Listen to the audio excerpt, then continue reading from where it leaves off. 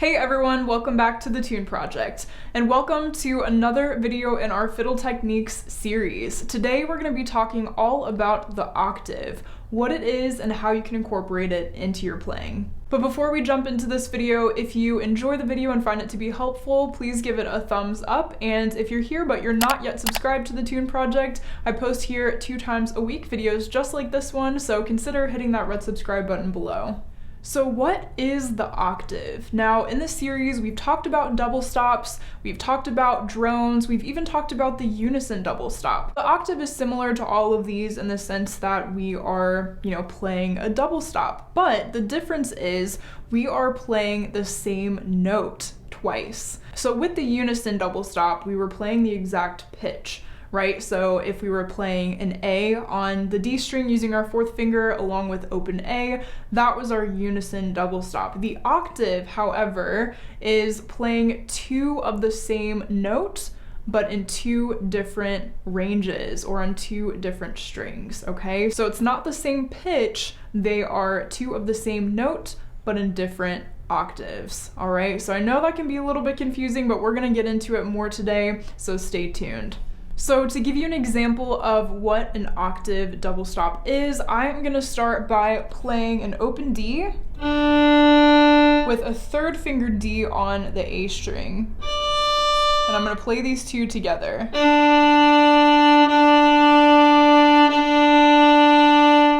Alright, so notice how we are playing 2 of the same notes. They're both a D, but they are in different octaves or different ranges. So hopefully that brings a little more clarity to this subject. And what is a potential situation that we might use an octave double stop? Well, in the case of one of my favorite fiddle tunes, Angeline the Baker, we have quite a few of them actually if you play some double stops in this tune. So I'm gonna give you an example of a little snippet of this A part with some octave double stops. So listen closely and see if you can catch them.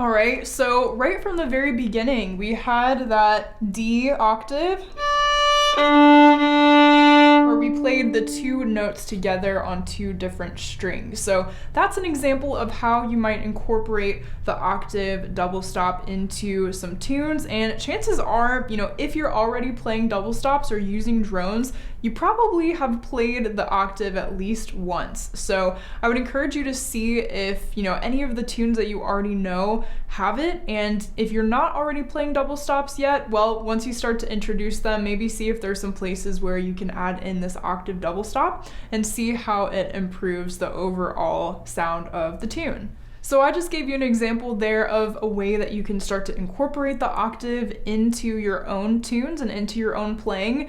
And another even more basic way to incorporate this octave or this octave double stop is by simply just adding in some rhythms. You guys know I love my rhythms, and this is a great one to practice with rhythms. So going back to, the D octave that we had earlier, you could just do a simple shuffle rhythm with it.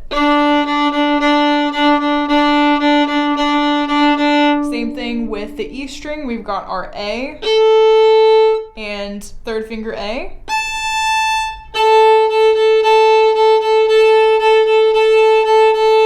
And then of course the last one that we have is with our open G and our 3rd finger G on the D string.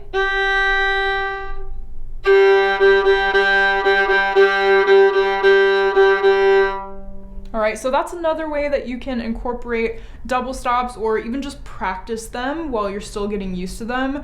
I mentioned in one of my tuning and intonation videos that this is a really great way to master your intonation. And if you're a fiddle player, you're kind of killing 2 birds with 1 stone here, because not only are you practicing double stops just in general and the octave double stops specifically, but you're also improving your ear and your intonation when it comes to these open strings along with these 3rd fingers. So keep that in mind. You can use this as an intonation exercise as well. Now I just went over the octaves in which we have an open string to accompany our third finger, but octaves are not limited to just the notes that we have as open strings. So keep that in mind. If you're a little bit more on the advanced side, you can find many other octaves, many different ways to play octaves, starting with your first finger and your fourth finger. So if that's something that speaks to you, if you feel like you want to kind of give yourself a little bit of a challenge, then I would encourage you to find some more octaves on your violin.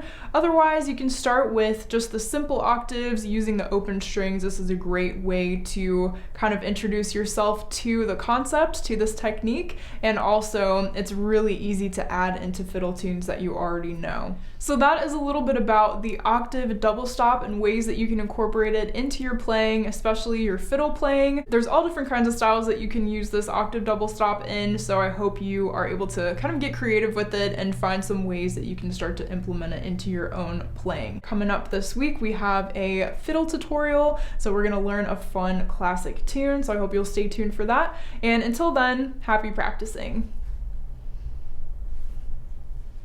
If you'd like to further your support of the Tune Project, be sure to head over to patreon.com/thetuneproject for information on that. And if you're planning on buying any music or doing any shopping on Amazon, be sure to head over to the Tune Project website, which I linked in the description box of all of my videos. Click my Amazon banner, and whatever you purchase, a small percentage of that will go toward the Tune Project. This just keeps the Tune Project going and allows me to continue to create free content for you all.